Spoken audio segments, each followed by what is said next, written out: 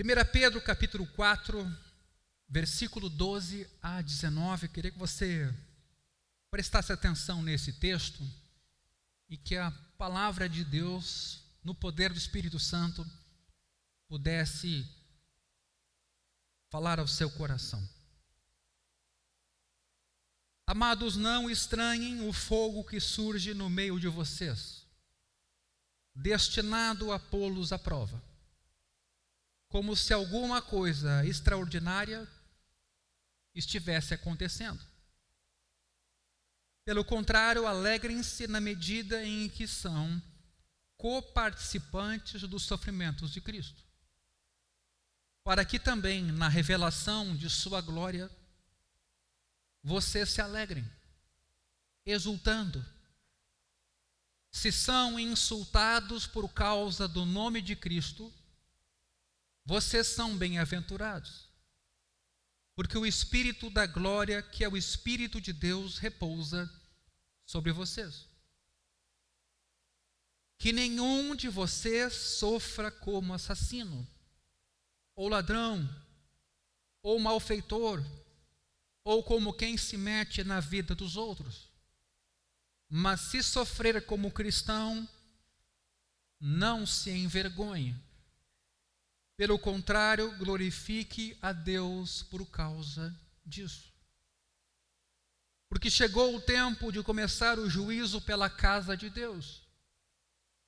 E se começa por nós, qual será o fim daqueles que não obedecem ao Evangelho de Deus?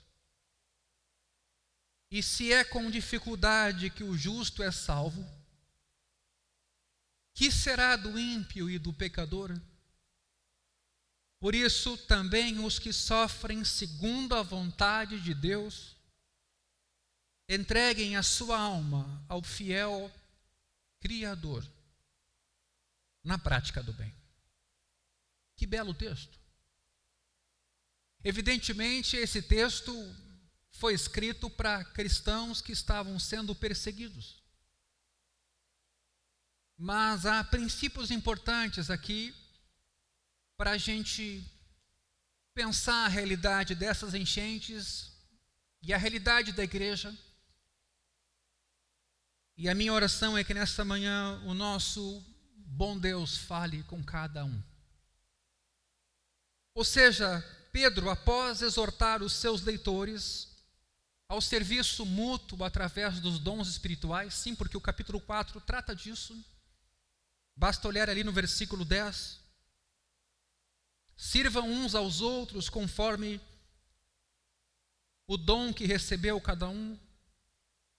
Ou seja, depois de lidar com esse tema, Paulo agora volta ao tema central da primeira carta dele, aliás, Pedro, que é o tema do sofrimento diante da perseguição. Ele já havia tratado dessa questão no capítulo 1, no capítulo 2 e no capítulo 3. De novo, esse é o tema principal da carta. Alguns comentaristas, inclusive, sugerem que ele pode ter tomado conhecimento de uma nova onda de perseguição enquanto escrevia a carta, por isso, de novo, no capítulo 4, ele escreve sobre perseguição e sofrimento.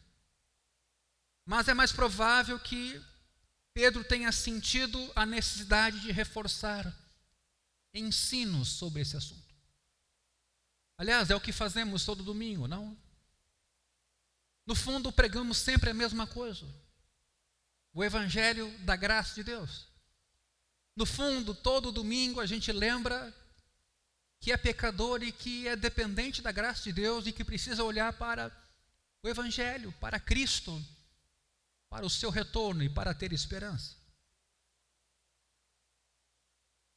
O sofrimento dos leitores vinha, na maior parte, de injúrias, ameaças, maledicências, acusações e críticas que os gentios proferiam contra esses destinatários da carta. Alguma violência física até é possível que tenha ocorrido. Pedro então coloca várias orientações sobre como eles deveriam reagir diante das perseguições e o sofrimento decorrente. Veja o versículo 12. Pedro inicia essa sessão se dirigindo aos leitores como amados. Termo apropriado para essa situação. Amados é a forma predileta de Pedro se dirigir aos seus leitores para animá-los, exortá-los, orientá-los. É uma expressão que está presente várias vezes na carta.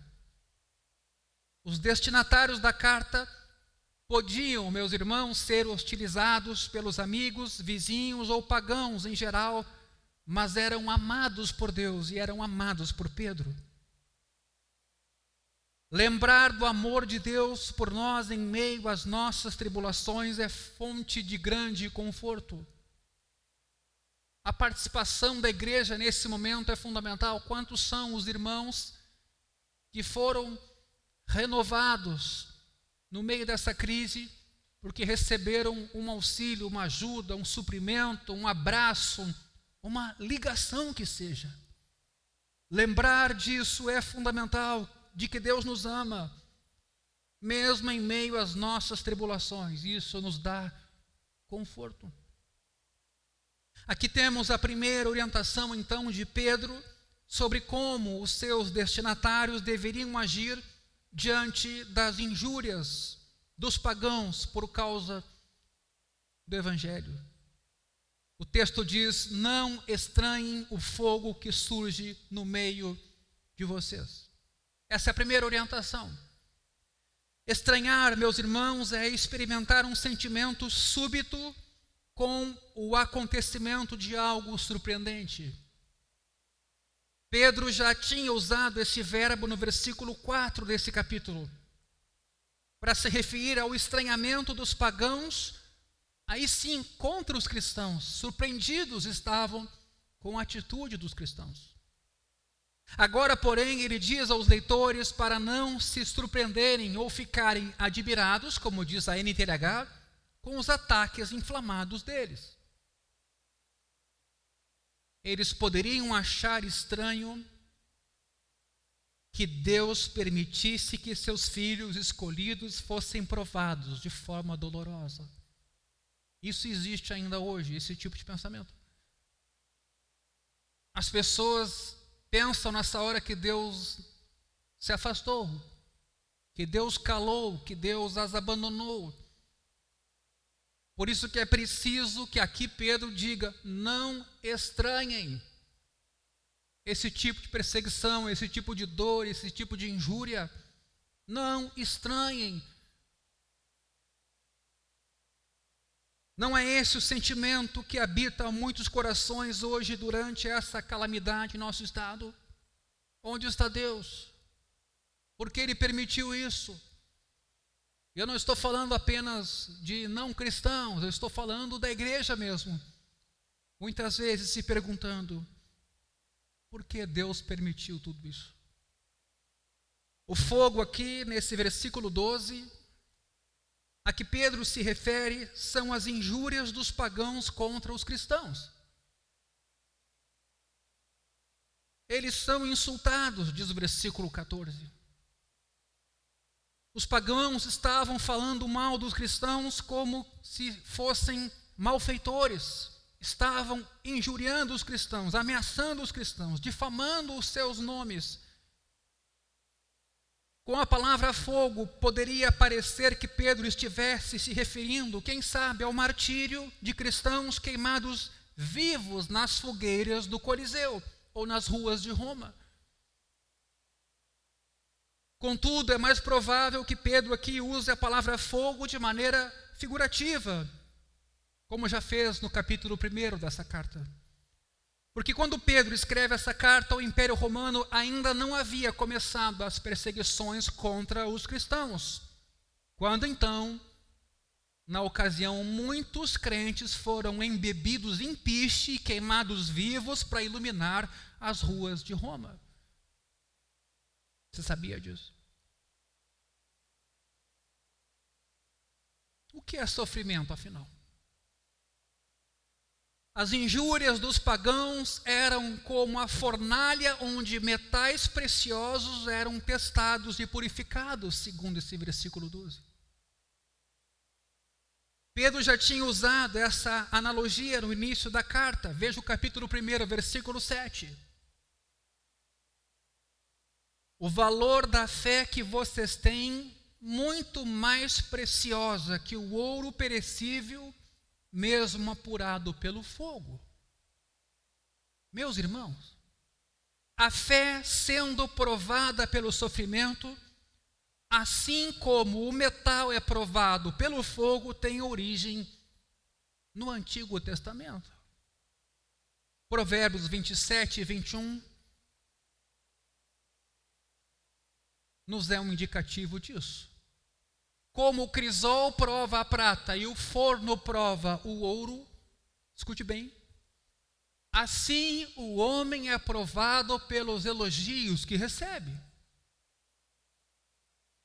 Quantas foram as ocasiões em que você elogiou alguém e essa pessoa se mostrou arrogante, se mostrou uma pessoa que não soube lidar com aquele elogio? Então essa ideia da fé sendo provada vem também dos metais sendo trabalhados, purificados. Salmo 66, versículo 10 é uma outra passagem nessa direção. Pois tu, ó Deus, nos provaste, tu nos refinaste, como se faz com a prata. Quem tem prata aqui sabe que precisa purificar a prata, ela fica preta. O ouro é a mesma coisa, há ouro de uma qualidade e um ouro de outra qualidade. Dependendo do processo em que esse ouro é trabalhado, ele é um ouro mais puro. Agora imagine um ouro trabalhado sob calor, sob pressão. Talvez Pedro tenha em mente aqui Malaquias capítulo 3, versículo 2, um outro texto que eu convido vocês a lermos nesse momento. Mas quem poderá suportar o dia da sua vinda? E quem poderá subsistir quando ele aparecer? Porque ele é como o fogo do ourives e como o sabão dos lavandeiros. Adiante. Ele se assentará como derretedor e purificador de prata. Purificará os filhos de Levi e os refinará como ouro e como prata. E eles trarão ao Senhor as ofertas justas. Versículo 4. Então a oferta de Judá e de Jerusalém será agradável ao Senhor, como nos dias da antiguidade e como nos primeiros anos. Veja aqui o processo de purificação que torna então o sacrifício aceitável. Aqui o assunto evidentemente é com os levitas, mas é uma figura de linguagem para nos mostrar que o sofrimento nos impõe dor, mas se a gente compreende essa dor e essa aflição como uma prova de fé, como uma medida de Deus para nos tornar mais humanos, não humanistas, mas mais humanos no sentido bíblico da palavra, se a gente entende que essas provações nos querem tirar da zona de conforto, nos querem fazer pessoas mais importadas com o outro, menos murmuradoras, mais confiantes em Deus. E Deus nos permita aproveitar essa prova. Pedro, então, voltando ao capítulo 4, versículo 12, explica que o fogo das injúrias tinha um objetivo: prová-los. A palavra grega aqui, peipasmos, significa tanto tentação como provação. Esse é um assunto também que merece muita atenção, porque a gente às vezes lê tentação e provação sem saber muito bem quem faz e quem sofre e qual o intento. O sentido dessa palavra sempre vai ser dado pelo contexto, porque é a mesma palavra grega para tentação ou para provação. Nesse caso, desse texto, provação é a interpretação correta. Ou seja, os sofrimentos dos cristãos são provas ou testes para a sua fé, com o objetivo de fazê-los crescer. Eu quero dizer assim a vocês que nesse momento de dor, apareceram algumas pessoas para mim, pessoalmente, que venho aqui todos os dias, generosas, prontas, corajosas.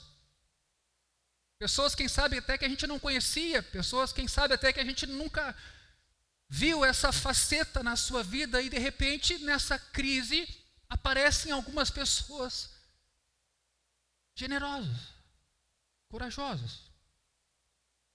Ao mesmo tempo, a crise mostra os medrosos, os tímidos, mostra aqueles que se preocuparão consigo mesmos. Ou seja, por detrás da hostilidade pagã estava, preste bem atenção nisso, o propósito maior de Deus de prová-los, testá-los com o fim de que eles amadurecessem, com o fim de que eles fossem edificados. Por isso que a gente tem que olhar para essa situação toda hoje que a gente está vivendo e tentar entender os caminhos mais elevados de Deus, do que propriamente a perda, a dor e o sofrimento imediatos. Vejam um outro texto nessa direção, Tiago capítulo 2, Tiago capítulo 1, versículo 2. Meus irmãos, tenham por motivo de grande alegria o fato de passarem por várias provações. Eu estava vendo vocês aqui cantarem agora há pouco.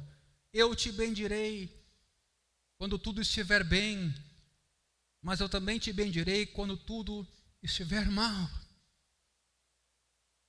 Não é o mesmo ânimo, né? Não é aquela mesma convicção. Como assim? Olha esse caos, pastor. Nem tinha que ter louvor, quem sabe? Nós tínhamos que estar aqui chorando e lamentando. Sabe? Que indiferença. Muitas ideias podem surgir em nosso coração numa hora como essa. Mas será? Sabendo que a aprovação da fé que vocês têm produz o quê? Perseverança. Sim, porque se a gente entende que a vida é feita de provações, na primeira a gente colapsa, na segunda a gente colapsa pela metade, na terceira a gente já está mais resiliente e na quarta a gente já está esperando. Vem tentação, vem provação, porque Deus vai nos livrar de mais essa. Por isso que tem que dizer aqui Pedro, não estranhem o fogo. Porque o pensamento imediato é provação, Deus não nos ama, Deus se ausentou, Deus não se importa, Deus não tem poder. É o que geralmente os não cristãos pensam. Mas não é o que Pedro pensa. Versículo 4. Ora, a perseverança deve ter ação completa, para que vocês sejam perfeitos e íntegros, sem que lhes falte nada. Você acha que como cristão você vai ser formado num curso de teologia, com ar-condicionado em casa, com culto online, com teus livros te secando, tua biblioteca, e ali é que Deus vai te forjar? Você pode esquecer disso, meu irmão. Tem muita teoria hoje, aliás, o Brasil está cheio hoje de gente, influencers, youtubers, mostrando, títulos de graduação em teologia, mestrado em teologia, livros nas costas, mas não vai ser nesses espaços que a nossa fé vai ser provada. Aliás, bem ao contrário. Eu conheço pessoas que têm uma formação acadêmica invejável e estão tremendo de medo e imóveis diante dessa crise, angustiados, desesperançosos, apavorados. Preste bem atenção nisso. E a minha fala não é contra a teologia, o estudo da fé cristã, mas a forja de Deus se dá na vida. A forja de Deus se dá nas decisões que a gente toma. A forja de Deus se dá nos desafios que a gente tem. Hoje de manhã acordei com um cisco no olho. Não consegui abrir o olho, dificilmente isso acontece. Que negocinho chato. Trazei todo mundo lá. E eu pensei, como é que eu vou falar, como é que eu vou ler a Bíblia? Esse olho aqui está bem, desfigurado. Mas na mesma hora eu pensei, o quê? Um cisco. Diante do que famílias estão atravessando, a gente se acostumou com uma vida de bem-estar. Quando qualquer coisinha sai do lugar, a gente reclama, murmura. A gente é ingrato. E como a vida está cada vez melhor atendida, sob um certo ponto de vista, em termos de serviços, tecnologia e até produtos, estão à nossa disposição o tempo todo, a gente se torna mais exigente. E qualquer coisinha aqui cai no nosso atendimento, a gente colapsa. Veja um outro texto nessa direção, Romanos capítulo 5, versículo 13 e 5. E não somente isto, mas também nos gloriamos nas tribulações, sabendo que a tribulação produz o quê? Perseverança. A perseverança produz experiência, a experiência produz esperança, meus irmãos. Versículo 5. Ora, a esperança não nos deixa decepcionados. Olha a maturidade cristã aqui. Porque o amor de Deus é derramado em nosso coração pelo Espírito Santo que nos foi dado. A perseguição, no caso da carta de Pedro, era uma fornalha ardente, ateada entre eles para prová-los, para testar a força da fé daqueles cristãos. Saber disso ajudaria aqueles cristãos a suportar o sofrimento de maneira correta. As pessoas têm que ser ensinadas também. Eu sei que nesse momento de dor, muita gente está se culpando. Quem pecou? Foi por causa da idolatria no estado? Foi por causa do show da Madonna? As redes sociais vale qualquer coisa, não tem filtro. Será que foi isso mesmo? Mas uma coisa Pedro aqui quer dizer, e isso nos ajuda. Saber que por trás da aprovação Deus tem um plano, ajuda a suportar e atravessar a aprovação para a glória de Deus. Quantos dizem amém para isso? Nem sempre podemos discernir os intentos específicos de Deus com a adversidade. Estavam lá os amigos de Jó, num longo caminho, dizendo, é isso, foi aquilo outro. Deve ter um pecado escondido. Não, Jó, tu não é íntegro desse jeito. Depois que o livro transcorre, aquela conversa se desenvolve, Deus vem e diz assim, nada a ver. E aí Jó é que teve que orar pelos amigos, os conselheiros. Aliás, quando você for ler Jó, tenha cuidado com o trecho que você pegar, para você não pegar o trecho dos conselhos de Jó. Sim, é um texto bíblico, mas é um texto bíblico sobre conselhos que não se deve dar. Mas está na Bíblia, pastor.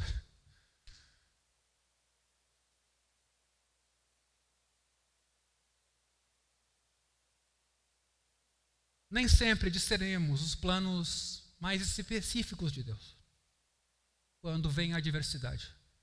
Mas sabemos, por sua palavra, que o propósito de Deus no sofrimento sempre é o crescimento e a santificação.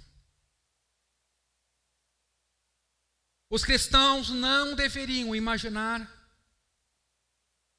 versículo 12, voltando, que alguma coisa extraordinária estivesse acontecendo. Extraordinária aqui designa uma coisa inesperada, fora do comum, estranha. O surgimento súbito e inesperado daquele fogo do sofrimento para prová-los fazia parte da vida cristã. Você está entendendo, meu irmão? Não estranhar quer dizer, faz parte. E eles não deveriam se surpreender então com a provação. Não era sinal da ira de Deus aqui sobre eles, segundo Pedro. Como se Deus os estivesse castigando e não os amasse. Além disso, eles não deveriam pensar que eram os únicos a passar por aquelas provas. Veja o capítulo 5, versículo 9. Dessa mesma carta. Resistam-lhe firmes na fé, certos de que os irmãos de vocês, espalhados pelo mundo, estão passando por sofrimentos iguais aos de vocês. E a gente pode pensar aqui a nível de Brasil em muitos exemplos. Brumadinho, embora com menos gente, mas terrível o que aconteceu ali. A gente tem essa ideia, só eu estou sofrendo. Pastor, olha o que Deus fez comigo. Me deixou sozinho, olha só a minha situação, pastor. Olha só. Abramos os olhos. Percebamos a dor fora de nós mesmos. E só aí a gente já vai ser consolado. Pedro deseja que os seus leitores estejam conscientes e preparados para enfrentar as perseguições ali dos pagãos. Embora sempre nos cause alguma surpresa e estranhamento, os cristãos deveriam saber que neste mundo, sim, sofrerão hostilidade. A qualquer momento e em qualquer lugar. E aqui, às vezes, alguns cristãos se equivocam, querem ser amigos demais, negociando sua fé, seus princípios, o que é diferente de ser odioso ou antipático. Não é disso que eu estou falando. Mas a hostilidade está aí. O espírito que habita em nós não é o mesmo que habita este mundo. Há um conflito. O sofrimento nem sempre é resultado de pecados específicos nossos. Porque se assim a gente pensar, não vamos aprender com o sofrimento. E vamos apenas olhá-lo como resultado de juízo. Ou sobre impureza, ou sobre idolatria, ou qualquer coisa que possamos citar. E se Deus tem outro propósito com o sofrimento? Essa é a intenção aqui de Pedro. Nosso Deus nos ama, meus irmãos. Todo sofrimento que nos toca tem esse objetivo de purificar a corrupção dos nossos corações pelo fogo das aflições. Vou citar um exemplo drástico aqui, 1 Coríntios capítulo 5. Versículo 1, um pecado grosseiro naquela cidade. Paulo tem que escrever para os coríntios: ouve-se por aí que entre vocês existe imoralidade, e imoralidade tal como não existe nem mesmo entre os gentios. Isto é, que alguém se atreva a possuir a mulher do seu próprio pai. Mas se você seguir a leitura desse texto, dessa primeira carta aos Coríntios, capítulo 5, você vai perceber que sim, Paulo pede um tipo de juízo sobre essa pessoa.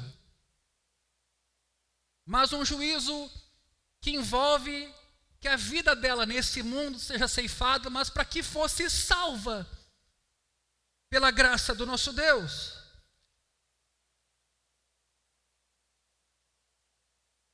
Coríntios capítulo 5.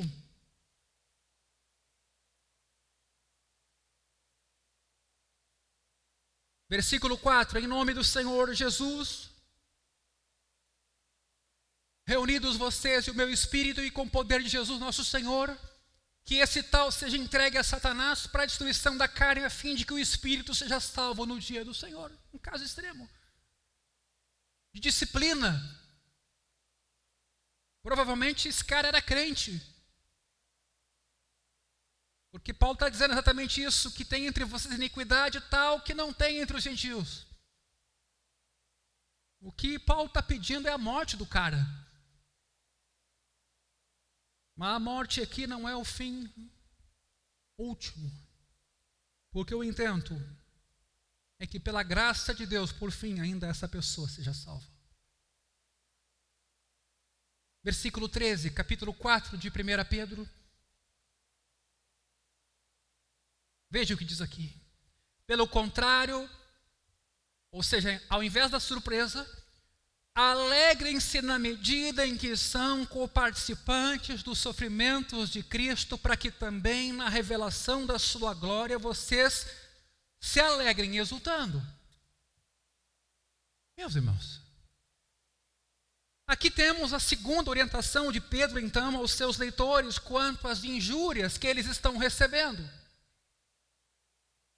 No versículo anterior, Pedro disse que eles não deveriam estranhar as injúrias ou as perseguições, porque elas eram como uma espécie de fornalha que queria prová-los.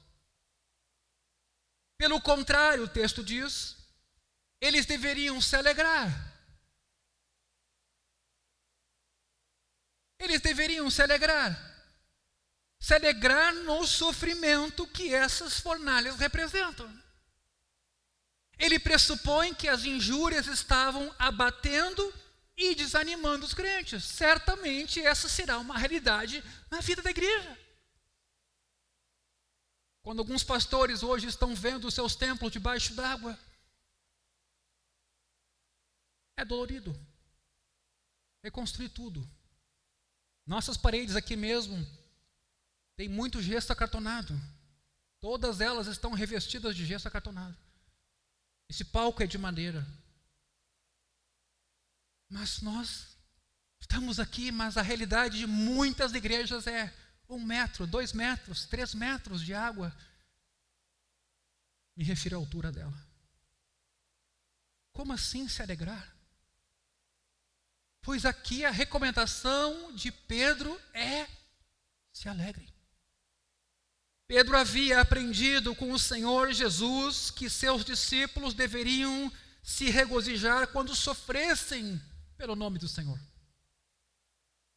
Ele colocou isso em prática em Jerusalém. Me refiro aqui a Pedro, quando juntamente com os demais discípulos foram ameaçados e castigados. Atos 5:41 diz que eles se regozijaram por terem sido considerados dignos de sofrer afrontas. As afrontas não são como as de hoje. Não tinham lá direitos humanos, devido ao processo legal, embora o direito romano, já tivesse evoluído bastante, não tinha audiência de custódia. Batia e depois perguntava, tanto que com Paulo fizeram isso, né? Aí ele disse: eu sou cidadão romano, para aí. Aí os caras se assustaram. Outros autores do Novo Testamento viveram e ensinaram a mesma coisa, meus irmãos. Como Paulo, que estava preso com Silas na prisão. Em Filipos, o texto de Atos 16:25 diz que eles cantavam louvores a Deus. Então, de repente, alguém aqui, não vamos ter culto, não tem motivo para cantar. A gente só vai cantar quando acabar o sofrimento? A gente só vai louvar a Deus quando tudo estiver ao nosso favor?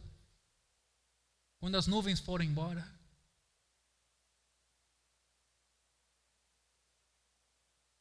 Tiago também escreveu, nós já lemos: devemos ter por motivo de grande alegria o fato de passarmos por várias provações, sabendo que a provação da fé produz perseverança. Não há dúvida alguma que essas situações nos fortalecem. É muita dor, é muita desconstrução, é muita perda, é muito recomeço, mas isso nos fortalece. Nessa mesma carta, Pedro já havia ensinado os seus leitores, capítulo 1, versículo 6. Nisso vocês exultam, embora no presente, por breve tempo, se necessário, sejam contristados por várias provações.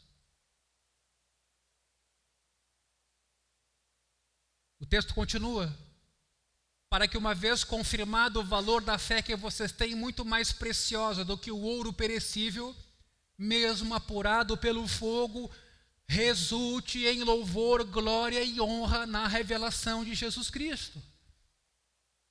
Adiante. Mesmo sem tê-lo visto, vocês o amam.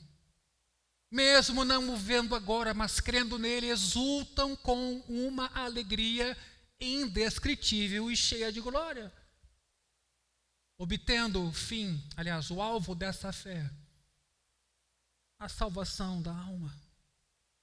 Meus irmãos, no versículo 13 do capítulo 4 que acabamos de ler, a razão apresentada por Pedro pela qual os leitores deveriam se alegrar era que, sofrendo pelo nome de Cristo, eles eram coparticipantes dos sofrimentos de Cristo. Sofrimentos de Cristo significa os sofrimentos que Cristo experimentou nas mãos de judeus e romanos, desde a sua traição até a sua morte por crucificação. Coparticipante significa aquele que participa com o outro em alguma coisa. Tomar parte. Isto, atenção, não significa que o sofrimento dos cristãos é vicário, substitutivo, redentor e serve para pagar pecados. Não. Como se de alguma forma nós participássemos da nossa justificação ou redenção. O Sproul diz assim: cristãos participam nos sofrimentos de Cristo, não contribuindo para a redenção que Cristo já completou. Mas atenção, mas experimentando maus tratos iguais aos que Cristo sofreu, porque estão unidos e identificados com Cristo. O desafio é que em nosso tempo, na grande parte das igrejas, nós não vemos o Cristo sofredor. Para nós, às vezes, convenientemente, só enxergamos o Cristo vencedor. E é por isso que muitas vezes não admitimos sofrimento, perdas, doenças. Pois aqui, e na carta aos Filipenses, Paulo vai dizer a mesma coisa: se conformar com Cristo nos seus sofrimentos. Aqui somos convidados a ser coparticipantes, experimentando os maus tratos iguais aos dele, porque estamos unidos com ele, identificados com ele. Quantos dizem amém para isso? Aqui Pedro ensina então, meus irmãos, que os cristãos que sofriam por causa da sua lealdade a Cristo eram coparticipantes daqueles sofrimentos.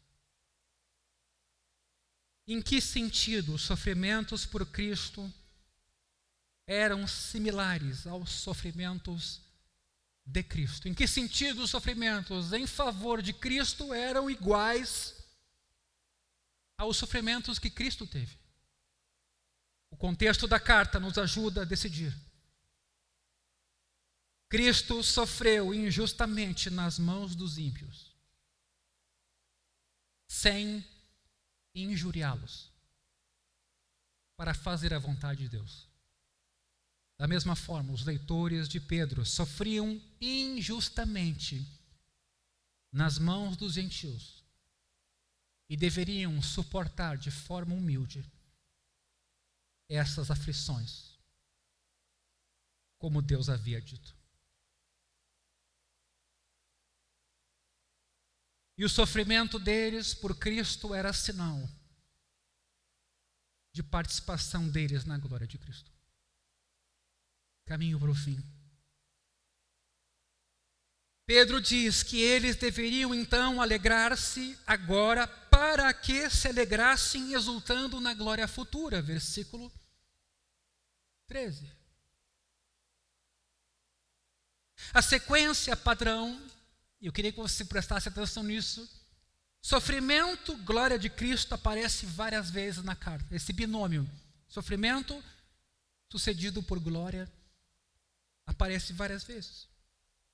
Pedro já havia usado esse binômio pelo menos 3 vezes aqui para confortar, consolar os cristãos. Eles experimentarão a mesma sequência. Nós aqui também vamos passar pelos mesmos sofrimentos e também pela mesma glória.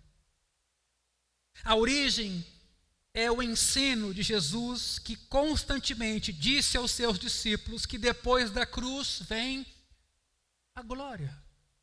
Mateus 10, 38. Veja o que ele diz. E quem não toma a sua cruz e vem após mim, não é digno de mim. 39. Quem acha a sua vida, a perderá. E quem perde a vida, por minha causa, esse a achará. Quer dizer isso para você nessa manhã? Se você nessa manhã, se nesses dias, você se agarrar com as suas mãos, com tudo que você tem na sua vida, para você não dar nada, você vai perder.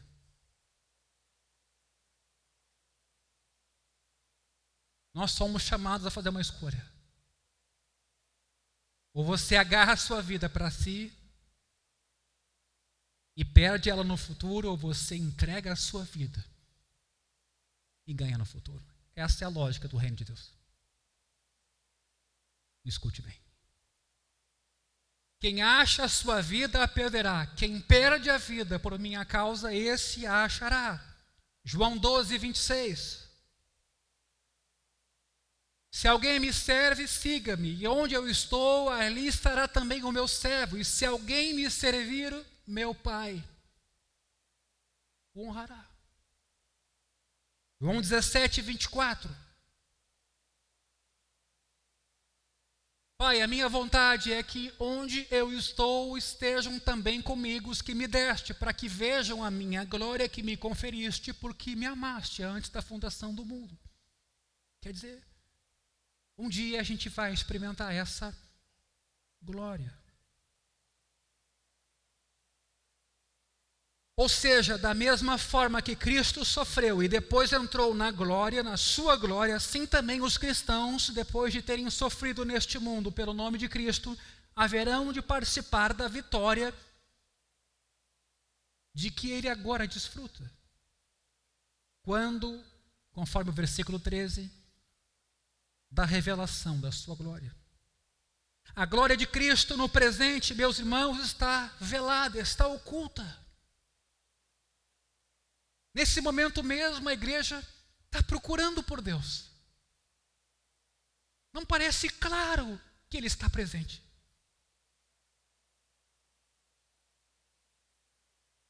Quando chegar o dia do fim de todas as coisas, a glória de Cristo, sua majestade, domínio e poder será revelada ao mundo. Cristo descerá dos céus e todo o olho o verá. E naquela ocasião, seus discípulos se alegrarão, exultando. Meus irmãos, a consciência da glória futura e da participação nela deveria nos consolar e nos encher de alegria no presente. Se realmente o Evangelho faz sentido para você e você tem esse horizonte, o presente é menor. Muito embora Deus use de meios para nos consolar aqui neste mundo, diante das aflições, não há nada mais duradouro e eficiente para nos confortar do que a esperança da vida eterna no novo céu e na nova terra, nos quais verdadeiramente habita justiça. Você realmente tem esperança de justiça nesse mundo? Você ainda tem essa esperança? Jesus disse: bem-aventurados, felizes são os que têm fome e sede de justiça, porque eles serão fartos, mas é uma promessa que só Jesus pode cumprir. Será que ainda somos ingênuos a esse respeito? Ao depositar a nossa esperança nesse século, nos poderosos que dominam, governam. Que Deus nos ajude.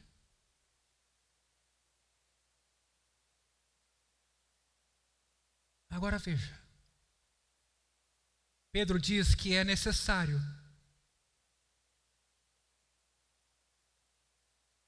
o sofrimento.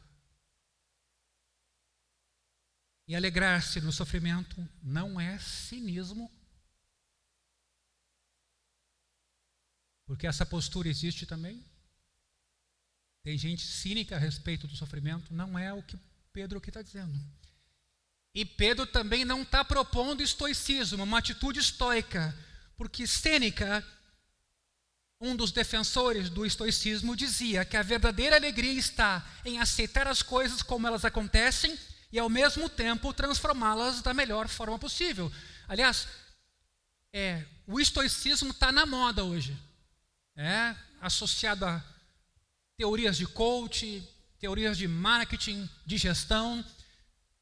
Estoicismo é uma coisa, cristianismo é outra. Cuidado. Não é disso que aqui Pedro está dizendo, para a gente simplesmente olhar o que está ao nosso redor e se conformar da melhor maneira possível. Segundo, a fé cristã, se alegrar no sofrimento também não é uma negação da dor e da frustração. Ninguém aqui vai sair rindo agora e se alegrando indiferente a quem está sofrendo. Não é isso também.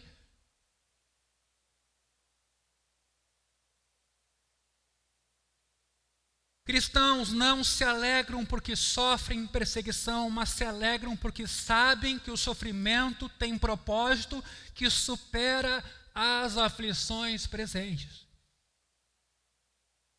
2 Coríntios 4:17. Porque a nossa leve e momentânea tribulação produz para nós um eterno peso de glória acima de toda comparação.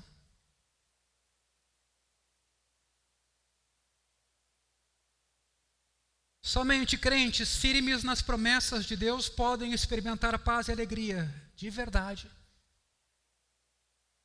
em meio a tribulações. E por fim, a maneira como Pedro constrói esse versículo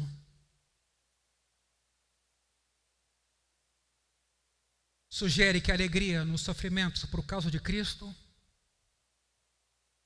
é um indicador seguro de salvação. Veja o versículo 13. Os que agora se alegram em meio à perseguição decorrente da fidelidade a Cristo, sim, se alegrarão na manifestação da sua glória, porque verão o cumprimento da promessa. Os que desanimam, voltam atrás, se revoltam contra Deus, abandonam a fé diante das aflições por amor de Cristo, não se alegrarão no dia do juízo. Meus irmãos, se não suportarmos o sofrimento por Cristo agora, teremos de suportar o sofrimento eterno mais à frente. A minha palavra nessa manhã é de subscrever por inteiro o que Pedro ensina aos seus destinatários diante da perseguição por eles serem cristãos. Mas extraindo dessa carta e desses princípios para a crise que a gente está vivendo, consolo, compreensão, entendimento. E que Deus nos ajude a examinarmos a nossa fé. Eu falo isso com muita sinceridade. Que Deus nos ajude nesse momento a examinarmos a nossa fé. Baixe a tua cabeça. Pai, nessa manhã, louvamos o teu nome. Tu não somente és o nosso Deus, o Senhor é o nosso Pai. E o Senhor, sendo um Deus de amor, nada faz sem que suas ações estejam revestidas de amor. Por isso, nesta manhã, obrigado por nos amar até o fim. Obrigado por estares conosco nesta manhã e com aqueles que sofrem nesse momento. Te revelando, consolando, dando forças para sair de uma água, para nadar, quem sabe, para suportar 3, 4 dias num telhado. Afinal, a nossa vida não é tua. Afinal, o nosso corpo não é teu. Afinal, o fôlego de vida que cada um de nós carrega não é dado por ti. Tudo é teu, Senhor. Por isso, nessa manhã, ainda que muitos murmurem, reclamem e blasfemem o teu nome, nós louvamos o teu nome. Ao mesmo tempo em que sentimos as dores de quem sofre, de quem perdeu tudo, de quem vive um momento delicadíssimo. Fortalece a tua igreja, Espírito Santo de Deus, segundo a tua palavra. Abre o nosso entendimento para compreendermos os teus planos em tudo o que está acontecendo. Ajuda nossos filhos, nossas crianças. E nos ajuda como pais também para fortalecermos os nossos filhos diante dessa situação e realidade, para verem tua mão sempre presente, não encolhida, mas estendida. Nessa manhã, Espírito Santo nos examina, nos sonda, nos conhece. Eis aqui cada um de nós. Quem somos nós? Sem ti nada podemos fazer. Somos carentes e necessitados do teu cuidado e provisão o tempo todo. Por isso, nos ajuda. Ao mesmo tempo, te damos graças por toda a provação, por toda a luta, por todo o desafio. Que quando bem acolhidos, nos amadurecem, nos fortalecem, nos santificam, para a glória do teu nome. Mais uma vez oramos nessa manhã pelos vitimados, pelas igrejas cristãs vitimadas, pelos vovôs e vovós, por pessoas com comorbidades. Oramos pelos profissionais da saúde, bombeiros, defesa civil, gente que trabalha com a energia, saneamento. São tantas, a cadeia de alimentos. Senhor, louvamos o teu nome, mas seguimos orando pelo nosso estado. Nos ajuda nessa crise toda. Graças te damos também pela generosidade de vários brasileiros encaminhando suas doações para o nosso estado. Segue suprindo cada uma de nossas necessidades e nos faz, Senhor, olhar para o nosso irmão, o nosso próximo, com amor e com bondade. Nessa manhã eu te louvo, eu te agradeço. Em nome de Jesus, amém.